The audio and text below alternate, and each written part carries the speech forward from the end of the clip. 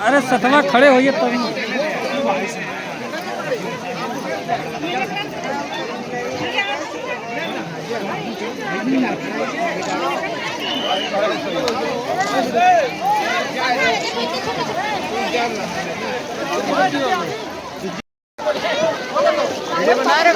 और आगे आइए, और आगे आइए, और आगे आइए, आगे आइए।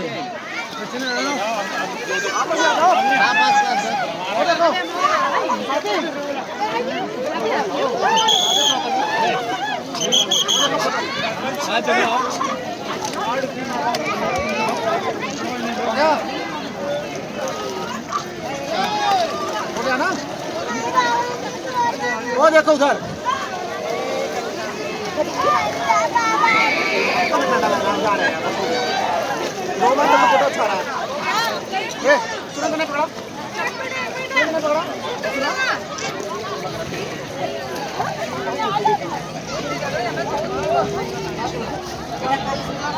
निकला जल्दी पूछो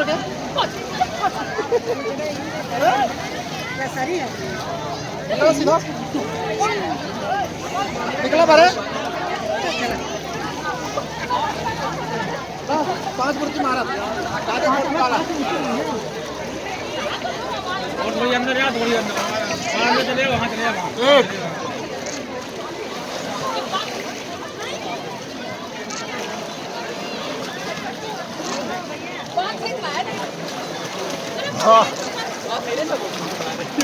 होगी ना ताकि आप ना ढूंढो कहाँ कर रहे हो नंबर कितना हाँ बाहर निकल बाहर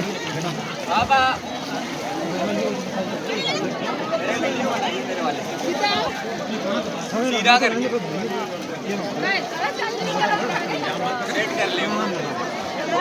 वीडियो बन रहा है।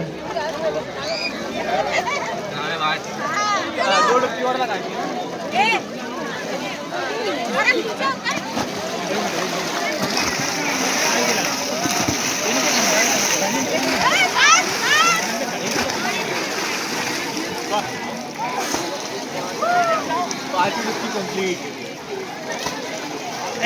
60 लोगों का कैंप जो हमने शुरू किया है। 60 लोग यहाँ पे आए हैं लगभग, जो जौनपुर से आए हैं और अलग अलग डिस्ट्रिक्ट से यहाँ आए हैं। तो उनके लिए हमने धार्मिक रूप से एक ऐसी बस की व्यवस्था की है जिसमें वो अपने धार्मिक जो उनका ये एक हमारा जो उत्सव है महाकुंभ का, वो वहाँ के स्नान कर सके। स्नान के साथ साथ हम उनको यहाँ पर निःशुल्क दवाओं का वितरण कर रहे हैं। इसके अलावा उनको हम यहाँ पर जो अवेयरनेस के बहुत सारे गवर्नमेंट की योजनाएं चल रही हैं उनके बारे में बताएंगे, और इस तरह के बहुत सारे कार्यक्रम हमारे मेंटरिंग भारत के द्वारा किए गए हैं। क्या क्या योजनाएं चलाई जा रही हैं? इसमें हम सबसे ज़्यादा फोकस कर रहे हैं अवेयरनेस के ऊपर, क्योंकि जो मेंटरिंग करना है तो अवेयरनेस लोगों के अंदर होनी चाहिए, स्वच्छता के प्रति होनी चाहिए, जितनी भी हमारी शिक्षा के प्रति होनी चाहिए, पर्यावरण के प्रति होनी चाहिए। तो ये जागरूकता को सबसे ज़्यादा करने का काम जो है वो मेंटरिंग भारत के द्वारा किया जा रहा है। इसके अलावा हमने धार्मिक महत्व को समझते हुए माँ गंगा की आरती भी यहाँ पे कराई थी, जो यहाँ पे बनारस से आए हुए 7 ब्राह्मणों के द्वारा डेली गंगा के गंगेश्वर तट पे सेक्टर 9 में हम गंगा आरती भी करा रहे हैं। और हेल्थ को ध्यान में रखते हुए यहाँ पे भी जो वर्कर है, स्वच्छता कर्मी है, उनकी हेल्थ को ध्यान में रखते हुए उनके लिए प्रतिदिन हमारा कैंप लगता है जिसमें उनको निःशुल्क दवाएं वितरित की जाती हैं। जिसमें हमारे साथ मेदांता जो हॉस्पिटल है उन्होंने काफ़ी सहयोग किया है। उसके जो इमरजेंसी हेड है डॉक्टर लोक केंद्र, उनकी एक संस्था है सेक्टम, उनका योगदान रहा है। इसके अलावा इलाहाबाद के जो लोकल डॉक्टर्स हैं उनका मुझे सपोर्ट मिला, जैसे कमला हॉस्पिटल है उसके डॉक्टर है सुनील जी, तो उनका भी बहुत सारा मुझे मेडिसिन में, पैरामेडिकल स्टाफ में यहाँ पे बहुत हेल्प मिला है। तो इस तरह से कई सारे लोगों ने मिलकर इसमें हेल्प करके हमने हेल्थ को लेके फोकस किया।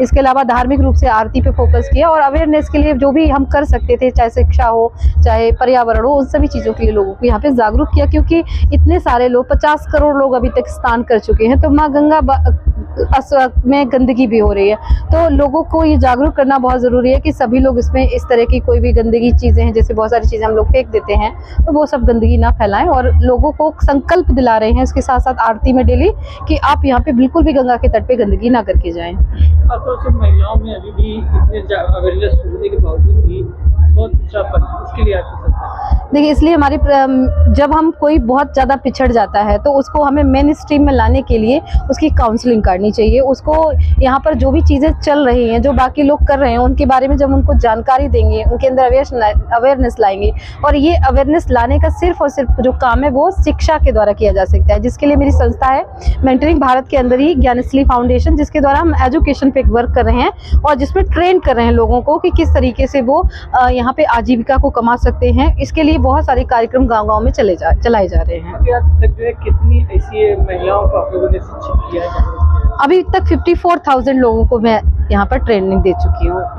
अर्बन में ही है या रूरल में? ये बेसिकली जो हमारा वर्क है अर्बन एरिया पे ना होकर रूरल में हम इस पे फोकस कर रहे हैं, लेकिन अर्बन एरिया में भी ऐसे बहुत सारे लोग हैं, जैसे स्लम है, झुग्गी झोपड़ियाँ बहुत है, तो वहाँ पे भी वर्क करते हैं।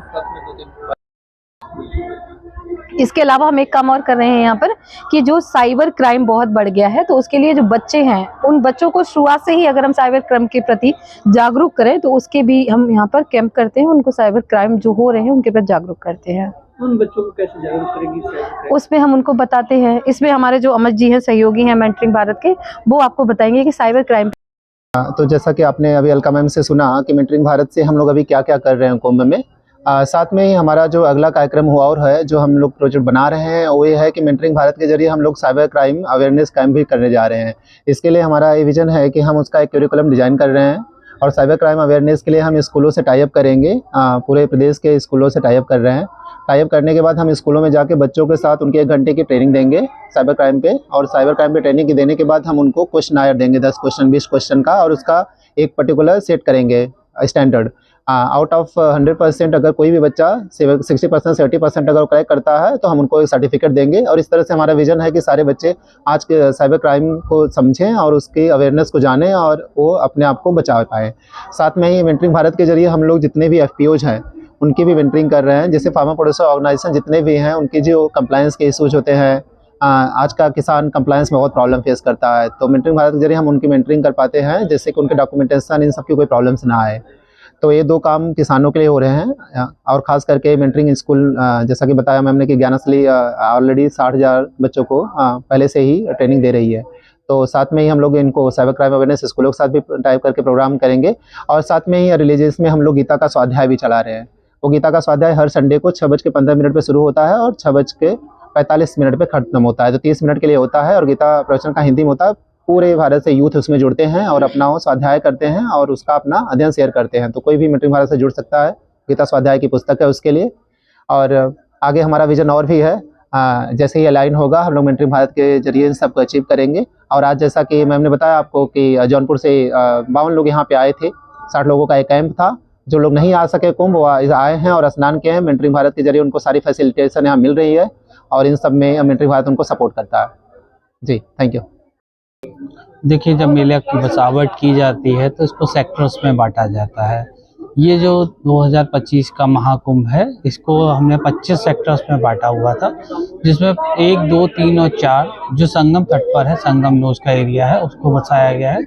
वहाँ लेटे हुए Hanuman ji, Akshay Vat, Saraswati Koop, digital experience centre, media centres, अन्य कई महत्वपूर्ण चीज़ें वहाँ बनी हुई थी। उस संगम नोज पर जो हमारे स्नानार्थी हैं वो आते हैं और उनका मानना है कि संगम नोज पर नहाने पर या संगम में स्नान करने से उनको जो पाप है वो धुलते हैं गंगा की तरह से, और उनको लगता है कि इस पे महापुण्य होता है इस अवसर पर आकर स्नान करना, दान पुण्य करना, और कई जन्मों के उनके जो लाभ हैं वो यहाँ पर उनको प्राप्त होते हैं। क्या व्यवस्थाएं दी गई है?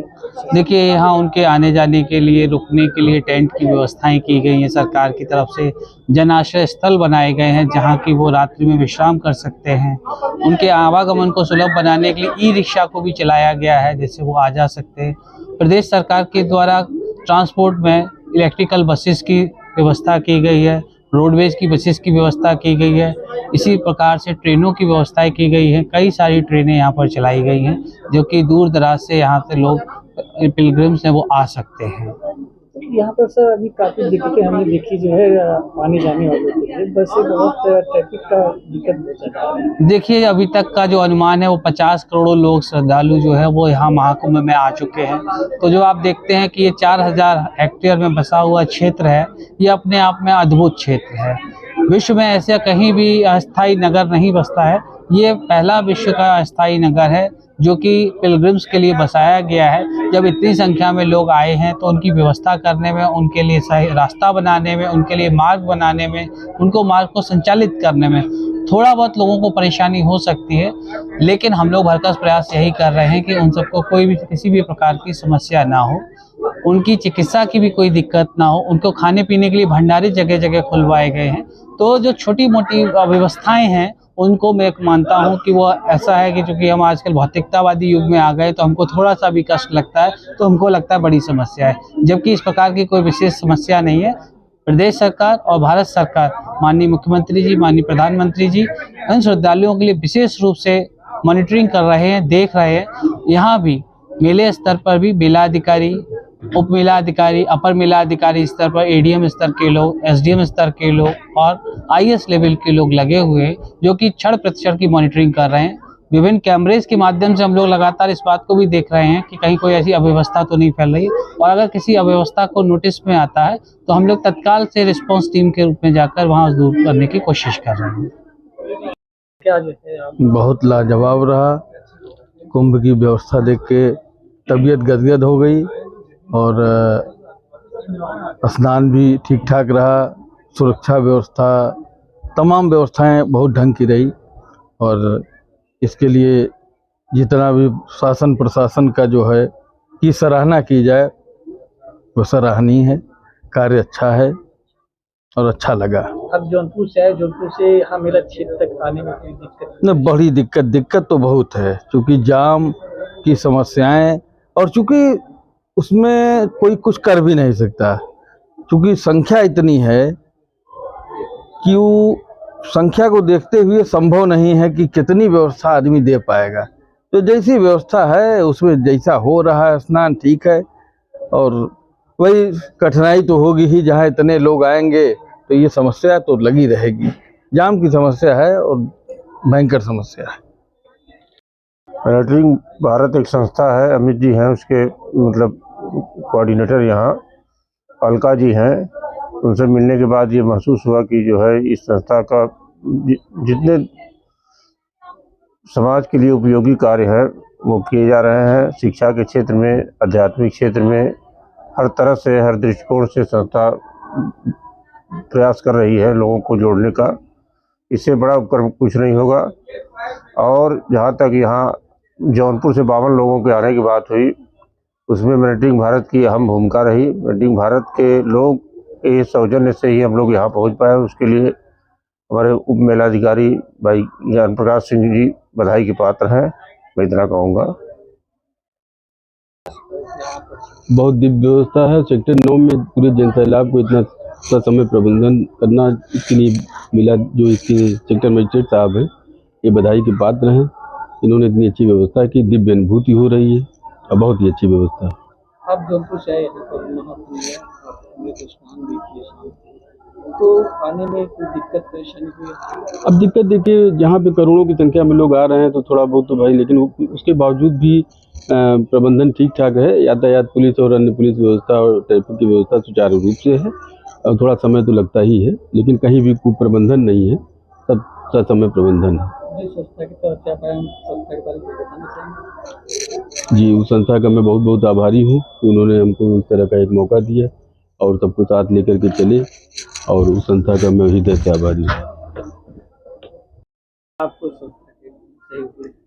संस्था की तरफ से बहुत ही प्रभावशाली रहा, सबके लिए ही बहुत अच्छा लगा।